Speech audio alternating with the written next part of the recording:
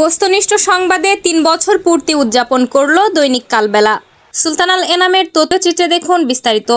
ঝিনাইদহে দৈনিক কালবেলার চতুর্থ প্রতিষ্ঠা বার্ষিকী উপলক্ষে বস্তুনিষ্ঠ সংবাদ পরিবেশনের স্বীকৃতি ও পাঠকপ্রিয়তা উদযাপনে আলোচনা সভা অনুষ্ঠিত হয়েছে।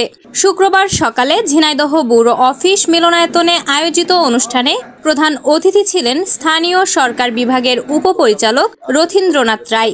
তিনি বলেন, কালবেলা সময়ের সাহসী সাক্ষী হয়ে সমাজমুখী সাংবাদিকতার উদাহরণ তৈরি করেছে।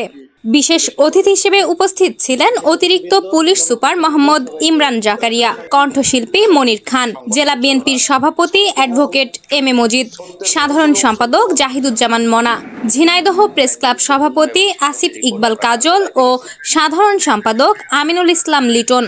অনুষ্ঠানে সভাপতিত্ব করেন কালবেলা ব্যুরো প্রধান মাহমুদ হাসান টিপু। অনুষ্ঠানে আরও উপস্থিত ছিলেন পৌর বিএনপির সাংগঠনিক সম্পাদক মাহফুজুর রহমান ইপিআর, দৈনিক নবচিত্র সম্পাদক আলাউদ্দিন আজাদ, এসএ টিভি প্রতিনিধি ফয়সাল আহমেদ, এশিয়া টিভি প্রতিনিধি রবিউল ইসলাম রবি, বাংলাদেশ অবজারভার প্রতিনিধি জাফর উদ্দিন রাজু, নিউজ 24 প্রতিনিধি শেখ রুহুল আমিন, ভোরের ডাক প্রতিনিধি আব্দুল হাই, আজকের পত্রিকা প্রতিনিধি আব্দুল্লাহ আল মামুন, কালবেলা স্টাফ রিপোর্টার মেহেদি হাসান সবুজ, মাল্টিমিডিয়া রিপোর্টার শেখ ইমন, সবুজ বাংলা টিভি পরিচালক ও আজকের প্রত্যাশা প্রতিনিধি সুলতানাল এনাম, ঝিনাইদহের সংবাদ ও বাংলা দ্রুত প্রতিনিধি আবু বকর সিদ্দিক প্রমুখ।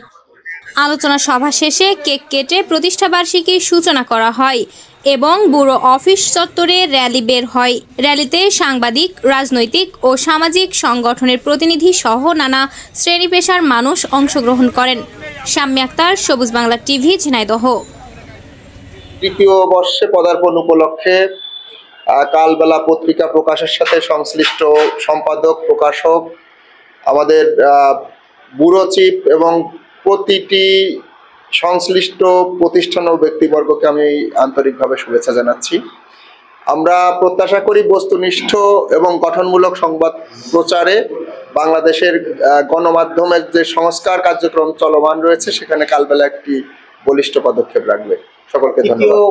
বছরে পদার্পণ উপলক্ষে আয়োজিত আজকের এই অনুষ্ঠানে সম্মানিত প্রধান অতিথি, বিশেষ অতিথিবৃন্দ, অন্যান্য অতিথিবৃন্দ, সবাইকে, সাংবাদিক ভাইয়েরা আপনারা যারা আছেন, বিভিন্ন প্রিন্ট এবং ইলেকট্রনিক মিডিয়ার সাংবাদিকবৃন্দ, সবাইকে শুভেচ্ছা জানাচ্ছি।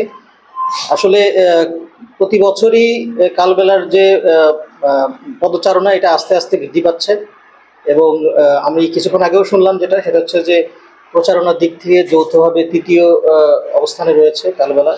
তো এই যে তাদের যে উত্তরোত্তর সমৃদ্ধি, এই সমৃদ্ধিটা বহাল থাক। কালবেলার এই তৃতীয় বছর পদার্পণ উপলক্ষে অনেক অনেক শুভেচ্ছা। বহুল প্রসারিত কালবেলা পত্রিকার আজকে তৃতীয় বছর পদার্পণে সর্বপ্রথম কালবেলা পত্রিকার যারা আজকে এই প্রতিষ্ঠাবার্ষিকী আয়োজন করেছে সেই পত্রিকার দায়িত্বশীল কর্মকর্তাদের অভিনন্দন এবং শুভেচ্ছা জানাচ্ছি। সম্ভবত গতকাল এই পত্রিকার তৃতীয় প্রতিষ্ঠাবার্ষিকী ছিল। কালবেলা পত্রিকা আসলে মানুষের বিবেকের কথা বলে, হৃদয়ের কথা বলে, বস্তুনিষ্ঠ সংবাদ পরিবেশন করে। আমরা যারা রাজনৈতিক কর্মী, আমরা মনে করি যে পত্রিকা কোনো রাজনৈতিক দলের বাহক না হোক, পত্রিকা সত্যনিষ্ঠ, সত্য এবং সত্যের পথে চলুক, সত্য কথা বলুক। কোনো মানুষকে হেয় প্রতিপন্ন করে বা কোনো মানুষকে ছোট করে ব্ল্যাকমেলিং করে অনেক পত্রিকা অনেক সময় অনেক নিউজ করে। সেদিক থেকে আমি মনে করি কালবেলা অনেক ঊর্ধ্বে আছে। এই মানসিকতা কালবেলা পত্রিকা মানসিকতা পোষণ করে না। একটা পত্রিকা স্বাধীনভাবে কাজ করুক, আমি একজন রাজনৈতিক দলের কর্মী হিসেবে আমি মনে করি স্বাধীনভাবে পত্রিকা কাজ করুক, এটা আমরা প্রত্যাশা করি। শুভেচ্ছা। বয়স 3 বছর। এই 3 বছরে কালবেলা তার সঠিক সংবাদ প্রচারণা, বস্তুনিষ্ঠ সকল আয়োজন, এই কালবেলা পত্রিকাটি এবং কালবেলা যে অনলাইন, এটি ইতিমধ্যে মানুষের হৃদয় জয় করেছে। বাংলাদেশ তথা বাংলাদেশের বাইরে যারা বাংলাদেশের মানুষ অবস্থান করছেন, প্রত্যেকের হৃদয়ের পত্রিকা, প্রত্যেকের হৃদয়ের খবরের বিশ্বস্ত জায়গা কালবেলা। তো প্রথমেই বলেছি যে বয়স 3 বছর, সময়টা ছোট হলেও তার অবস্থান কিন্তু অনেক বড়। বাংলাদেশে অনেক নামি দামি পত্রিকা আছে, অনেক খবর মাধ্যম আছে, কিন্তু কালবেলার প্রতি মানুষের একটা বিশ্বাস, একটা আস্থা জন্মে গেছে। কালবেলা মানেই সুস্থ সংবাদ, কালবেলা মানে বস্তুনিষ্ঠ সংবাদ। তো যার কারণেই এটা সম্ভব হয়েছে। কিছু দক্ষ সংবাদ প্রচার মাধ্যমে যে দক্ষ ব্যক্তি আছে, তারা কালবেলার সাথে সংযুক্ত আছে।